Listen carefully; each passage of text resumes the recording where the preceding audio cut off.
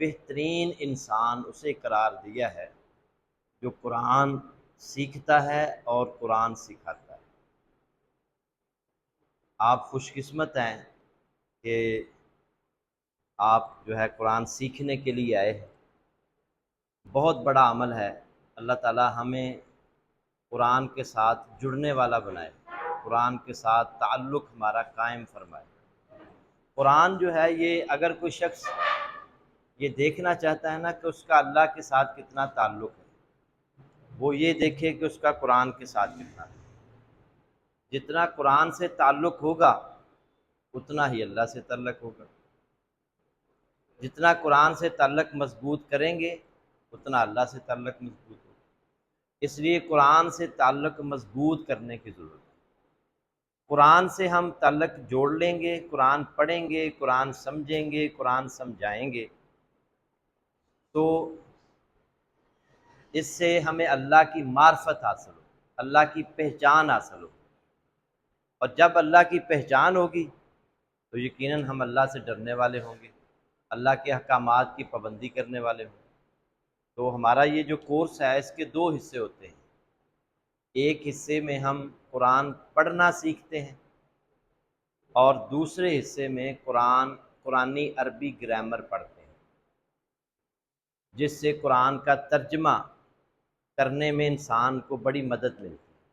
ہمارا یہ دعویٰ ہے کہ اگر آپ یہ کورس اچھے طریقے سے کریں، جو ہم یہاں سے پڑھائیں، آپ گھر جا کر کم از کم ایک دو دفعہ اس کو دہرائی کریں، تو 75% آپ کو قرآن کی سمجھ آئے۔ 75%، اور باقی جو 25% ہے وہ ووکیبلری، اگر آپ جتنی زیادہ بہتر کریں گے اتنا ہی آپ کو ترجمہ آئے گا، لیکن 75% آپ کو قرآن کا ترجمہ سمجھ آنا شروع ہو۔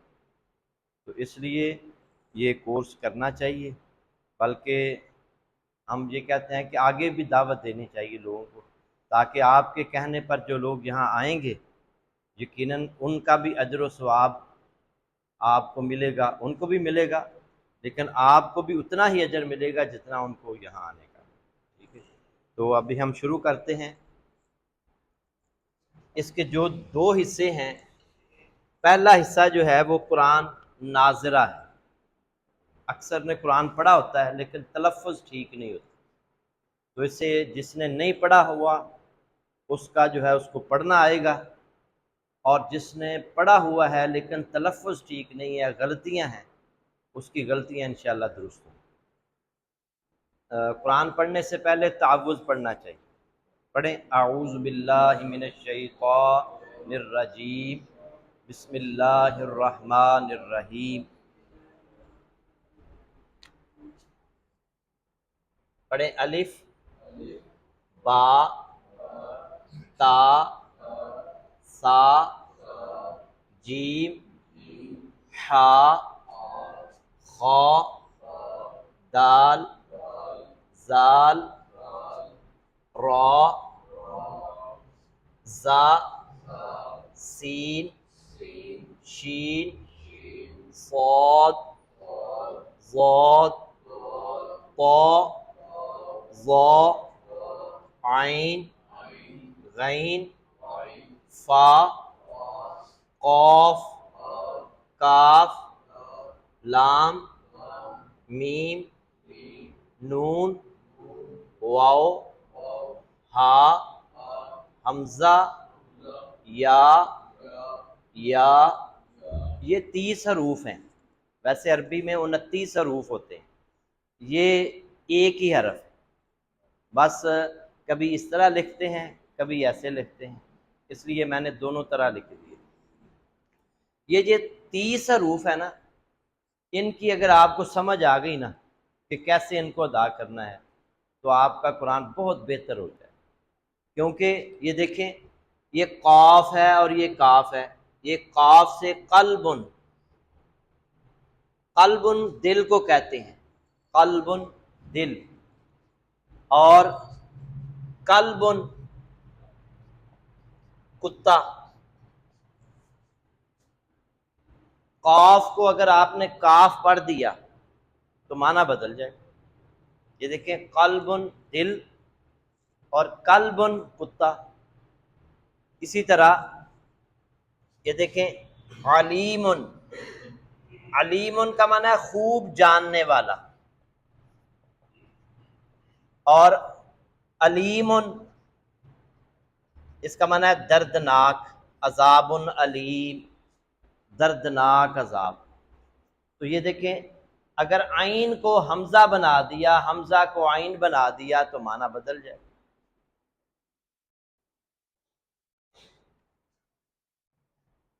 ذلہ اس کا معنی ہے وہ ذلیل ہوا،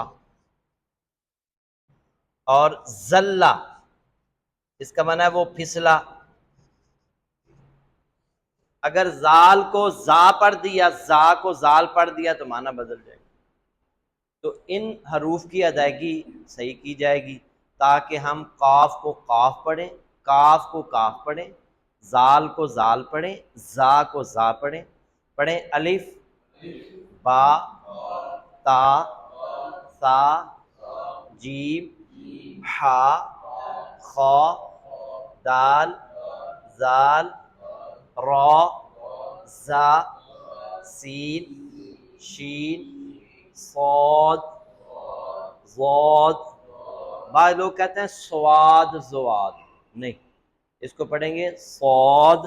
پڑھیں صاد، ضاد، طا، ظا، عین، غین، فا، قاف، کاف، لام، میم، نون، واو، ہا، حمزہ، یا،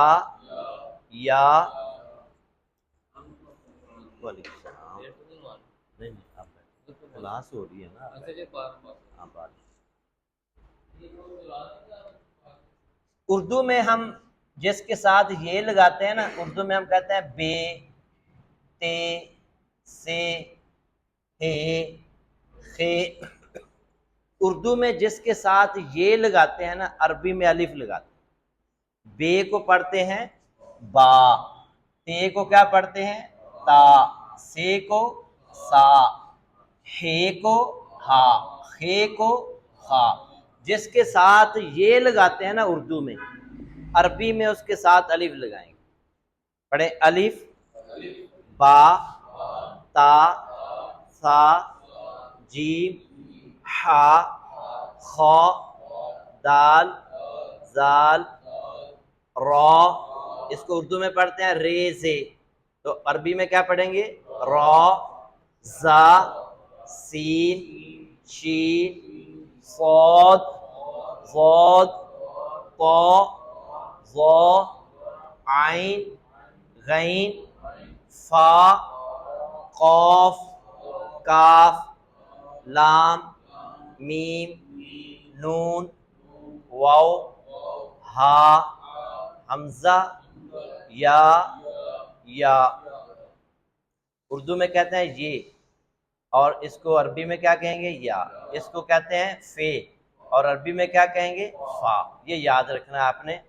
بار بار اس کو پڑھیں گے، بار بار، تاکہ ہمارا جو تلفظ بہتر سے بہتر ہوتا چلا جائے.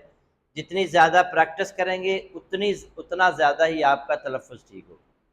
یہ جو قوالی کرنے والے ہیں نا جی، وہ ایک دن میں پڑھ رہا تھا اخبار میں، وہ کسی کا انٹرویو آیا تھا، وہ کہہ رہا تھا میں 18 گھنٹے ریاض کرتا.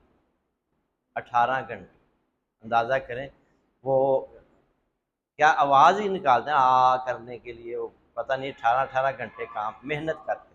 تو یہ جو قرآن ہے، یہ جو بڑے بڑے قراء حضرات ہیں جن کی آواز دل کرتا ہے کہ ہم سنتے چلے جائیں، وہ ایسے تو نہیں بن جاتے، اس کے لیے محنت کرنا پڑتی ہے. تو بار بار اس کو پڑھیں، بار بار اس کی محنت کریں، سنیں بھی. آج کل تو یوٹیوب پر ہر چیز موجود ہے، تو آپ سنیں بھی ان حروف کو، تو انشاءاللہ بہتر ہو جائے گا قرآن. ایک دفعہ پھر پڑھیں الف، با، تا، سا، جیم، ہا، خا، دال، زال، را، زا، سین، شین، صاد، ضاد، طا، ظا، عین غین فا قاف کاف لام میم نون واو ہا حمزہ یا مزید کل انشاءاللہ ہم ان حروف کے بارے میں مزید پڑھیں گے، ان کی ادائیگی کیسے کرنی ہے وہ بھی انشاءاللہ اگلی کلاس میں ہم پڑھیں گے۔ اب دوسرا جو حصہ ہے ہمارا وہ ہے قرآنی عربی گرامر کا، وہ بھی آج تھوڑا سا پڑھتے ہیں۔ زبان سے ہم جتنے بھی الفاظ نکالتے ہیں نا، ان میں سے کچھ الفاظ ایسے ہوتے ہیں جن کا کوئی نہ کوئی معنی ہوتا ہے، اور کچھ الفاظ ایسے ہوتے ہیں جن کا کوئی معنی نہیں۔ جیسے ہم کہتے ہیں روٹی شوٹی، اب روٹی جو ہے اس کا معنی ہے، اور شوٹی کیا ہے؟ کچھ بھی نہیں ہے، اس کا کوئی معنی نہیں۔ ہم کہتے ہیں کھانا شانا، چائے شائے چلے گی، چائے شائے، تو چائے تو بامعنی لفظ ہے، شائے کا کوئی معنی نہیں۔ تو جو بامعنی الفاظ ہوتے ہیں ان کو عربی میں کلمہ کہتے ہیں۔ زبان سے نکلنے والا ہر بامعنی لفظ کلمہ کہلاتا ہے۔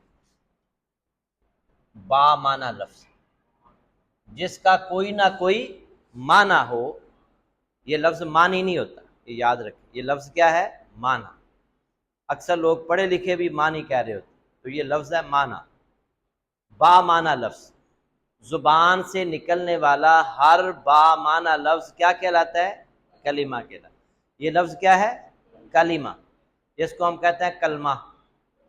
پہلا کلمہ طیب، کلمہ لفظ نہیں ہے، کیا لفظ ہے؟ کلمہ۔ اصل لفظ ہے کالیماتن، کالیماتن، اور وقف میں پڑھتے ہیں کالیمہ، لفظ ہے کالیمہ۔ تو زبان سے نکلنے والا ہر بامعنی لفظ کلمہ کہلاتا ہے، اور اس کے تین اقسام ہیں: اسم، فعل اور حرف۔ زبان سے جو بامعنی الفاظ نکلتے ہیں وہ یا اسم ہوں گے، یا فعل ہوں گے، یا حرف ہوں گے۔ اور قرآن مجید میں اسم ہے، فعل ہے اور حرف، یا اسم ہے، یا فعل ہے، یا حرف۔ تو ان تینوں کی تفصیلات ہم نے پڑھانی ہے آپ، اسم کی، فعل کی اور حرف کی۔ یہ جو ہمارا کورس ہے، یہ اس کا نصاب بھی ہے، ایک قاعدہ ہوگا جس سے ہم تلفظ ٹھیک کریں گے، اور ایک گرامر کی کتاب ہے قواعد القرآن، وہ انشاءاللہ پورا نصاب آپ کو کل ملے گا، ٹھیک ہے۔ کورس کی ویسے کوئی فیس نہیں ہے، لیکن جو نصابی کتابیں ہیں تو ان کا آپ نے وہ پیمنٹ کرنی ہے، اس کے علاوہ کوئی فیس وغیرہ نہیں۔ لیکن ہو سکتا ہے کہ ہمارے ایک ساتھی ہیں، اسٹوڈنٹ ہیں ادھر کے، وہ اکثر کہا کرتے ہیں جی میری طرف سے سب کچھ تحفہ دے دو، تو میں آج ان سے رابطہ کروں گا، تو اگر انہوں نے کہہ دیا تو پھر تحفہ بھی مل جائے گا سب۔ اچھا، تو زبان سے نکلنے والا ہر بامعنی لفظ کیا کہلاتا ہے؟ کلمہ کہلاتا ہے۔ اور کلمہ کی کتنی قسمیں ہیں؟ اسم، فعل اور حرف۔ اسم کسے کہتے ہیں؟ نام کو کہتے ہیں۔ اردو زبان میں بھی کسی بھی شخص، جگہ یا چیز کا نام کیا کہلاتا ہے؟ اسم کہلاتا ہے۔ لیکن عربی میں اس میں دو چیزیں ہیں، کسی بھی شخص، جگہ یا چیز کا نام، یا صفت اسم کہلاتا ہے۔ کسی بھی شخص، جگہ یا چیز کا نام یا صفت اسم کہلاتا ہے۔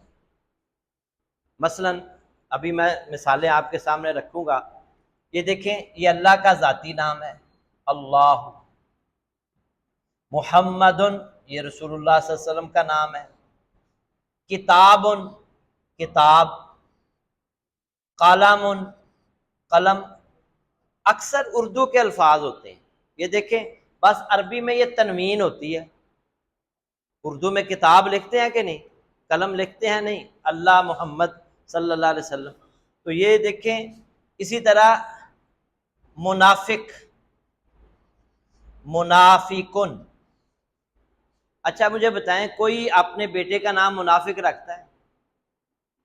یہ ہو سکتا ہے کسی کو منافق کا علم نہ ہو تو وہ رکھ دے، ایسے بہت سارے نام ہمارے معاشرے میں بچے لوگ اپنے بیٹوں کا رکھتے ہیں، یہ یونیک نام ہونا چاہیے اور معنی کا پتہ نہیں ہوتا۔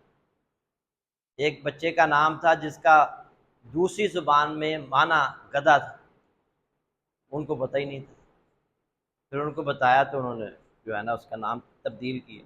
تو نام اچھا رکھیں، لیکن کوشش کریں کہ سب سے پہلے اس کا جو ہے وہ، نبی صلی اللہ علیہ وسلم نے فرمایا کہ عبداللہ اور عبد الرحمن یہ اللہ کو نام پسند ہے، اپنے بچوں کے نام عبداللہ رکھیں، عبد الرحمن رکھیں۔ اس کا مطلب یہ ہے کہ عبد کے ساتھ اللہ کے جو 99 نام ہیں، عبد الستار، عبد الغفار، ان میں سے کوئی ساتھ لگا لیں۔ یا آپ نے فرمایا انبیاء کے ناموں پر اپنے بچوں کے نام رکھو، انبیاء کے ناموں پر اپنے بچوں کے نام رکھو، صحابہ کرام کے ناموں پر اپنے بچوں کے نام رکھے جا سکتے ہیں۔ یا ایسی کتابیں آج موجود ہیں کہ جس میں اسلامی نام، دارالسلام ایک ادارہ ہے، انہوں نے کتاب شائع کی ہے اسلامی نام، اس میں نام لکھا ہے، آگے اس کا معنی لکھا ہے، تو وہ آپ دیکھ سکتے ہیں، اس میں سے تلاش کر سکتے ہیں۔ بہرحال یہ منافق کوئی نام نہیں رکھتا، یہ صفت میں آئے گا، صفت اچھی بھی ہو سکتی ہے اور بری بھی ہو سکتی ہے۔ اسی طرح صالحٌ، صالح اس کا معنی نیک، یہ نام بھی ہوتا ہے، ایک نبی کا نام بھی صالح علیہ السلام ہے، اور ویسے یہ صفت میں آئے گا نیک۔ اسی طرح فاسقٌ، فاسق اس کا معنی ہوتا ہے گناہ گار، نافرمان، یہ بھی صفت میں آئے گا۔ النار، نار کسے کہتے ہیں؟ اردو میں استعمال ہونے والا لفظ ہے آگ۔ البقرۃ، گائے کو کہتے ہیں، جسے لوگ سورۃ بقرہ کہتے ہیں، بقرہ نہیں، البقرہ، سورۃ البقرہ، ٹھیک ہے نا۔ یہ ہمارے سامنے انگریزی کا کوئی لفظ غلط پڑے نا تو ہم فوراً وہ کہیں گے نہیں یار کنالج نہیں، نالج ہے، اس میں کے سائلنٹ ہے، ایسے ہی ہے نا جی، کیونکہ ہمیں تھوڑا سا تعلق ہے انگریزی کے ساتھ، عربی کے ساتھ کوئی تعلق ہی نہیں۔ ہمارے سامنے قرآن کو غلط پڑھتا رہے، ہم نے، کیونکہ ہمیں بھی ڈر ہوتا ہے پتہ نہیں میں نہیں غلط پڑھ رہا، تو ہم کبھی درست نہیں کرتے۔ تو یہ اکثر لوگ بقرہ کہتے ہیں، بقرہ نہیں، البقرہ یا سورۃ البقرہ، البقرہ گائے کو کہتے ہیں۔ القلم، یہ قلم لکھا گیا ہے،